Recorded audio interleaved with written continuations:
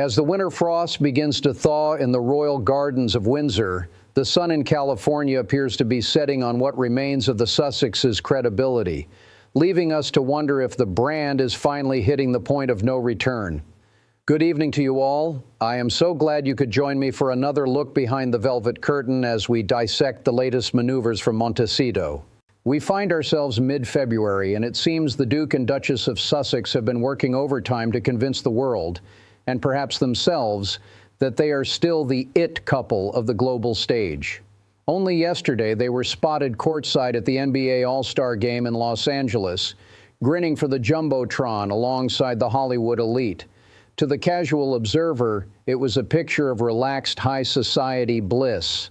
However, a well-placed source suggests that the reality inside the arena was far more curated than spontaneous.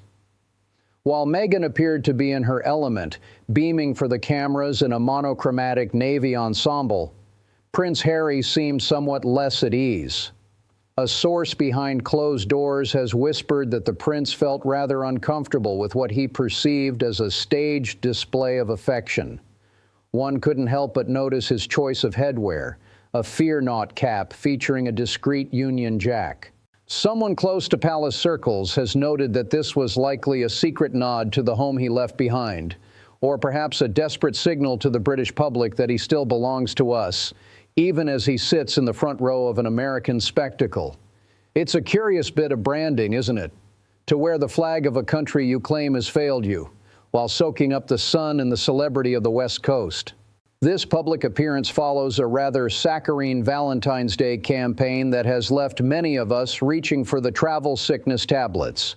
Meghan took to social media to share what was described as a rare family candid, a photo of Harry in a field holding young Princess Lilibet. "My forever Valentines," the caption read. While the sentiment is lovely on paper, a source within the inner circle indicates that this was part of a very deliberate, soppy publicity blitz. It wasn't just a celebration of family.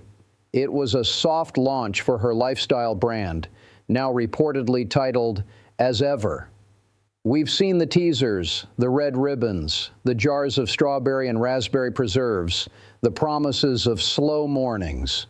It feels like a pale imitation of the American Riviera Orchard project that seems to have stalled in the mud of administrative delays.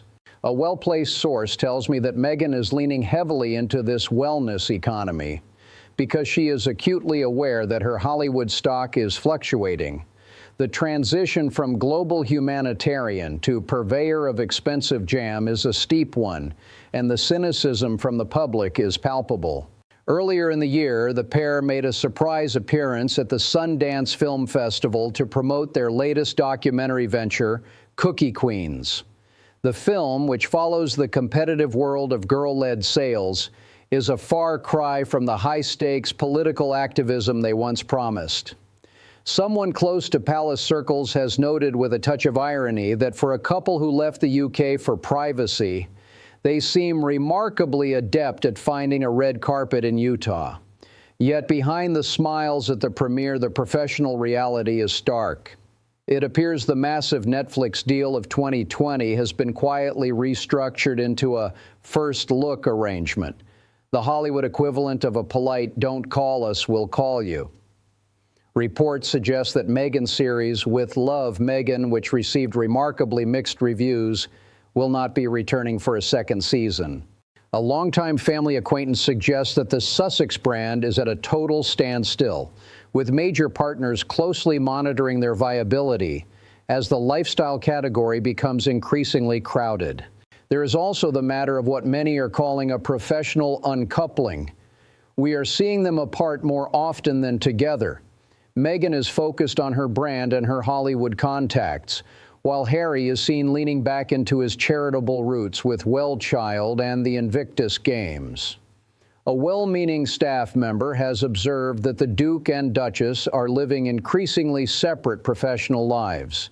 Harry is said to be pouring his energy into his upcoming return to the UK for the Well Child Awards in September, but there is a lingering shadow over his visit.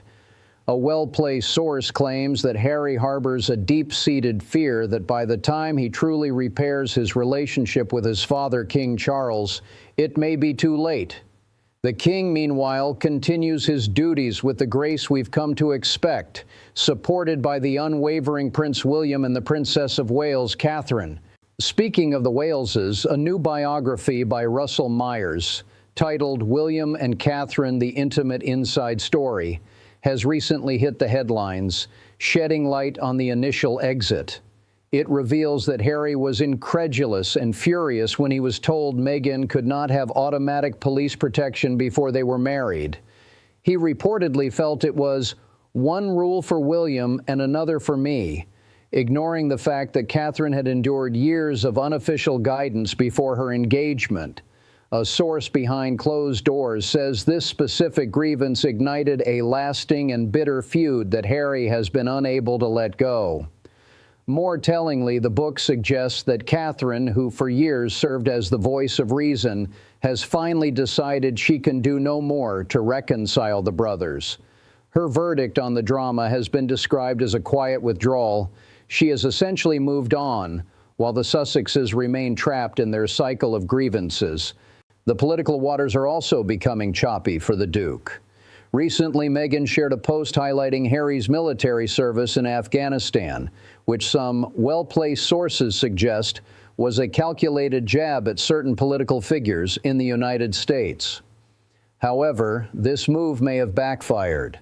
A source within the inner circle claims that by poking the bear, Meghan has put Harry's U.S. visa status back under the microscope, especially given his past admissions in his memoir.